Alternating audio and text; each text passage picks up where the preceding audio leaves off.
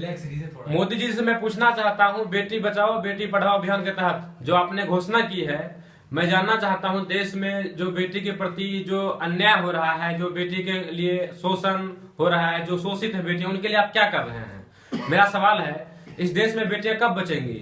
बेटियां तब बचेंगी जब इस देश में बेटियां पढ़ेंगी। आप भी कहते हैं पढ़ेंगी, मैं भी कहता हूं पढ़ेंगी, बात सही है, लेकिन मैं जानना चाहता हूं कि कब पढ़ेंगी, कैसे पढ़ेंगी, उसके लिए आपने क्या व्यवस्था रखा है।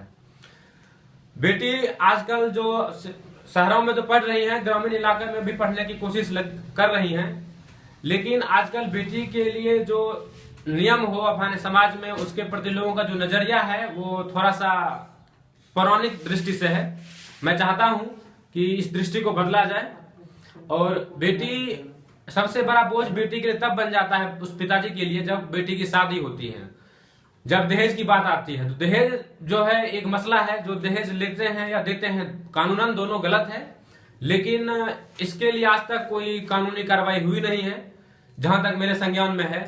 और इस वजह से बेटियों को लोग पढ़ाने से या जन्म देने से इनकार करते हैं। इस वजह से राज्य में और देश में बेटियों की संख्या कम हो रही है। और मैं चाहता हूं कि इस देश के सभी लोग काफी शिक्षित लोग हैं, तो मैं उनसे विनती करता हूं कि अगर इस देश में बेटी बचेंगी तो कल हमारा बचेगा। हमारा कल का मतलब ये है कि अगर बेटी नहीं होंगी तो हमारे आगे के जो पीढ़ियां हैं वो कैसे आएंगी। इसलिए बेटी का सम्मान हो, बेटी आगे बढ़े, मेरी ये पूरी कोशिश है और मैं चाहता हूं कि इसे आप लोग सुने और समझें। और मैं इतना ही बोलता हूं, जय हिंद, जय भारत।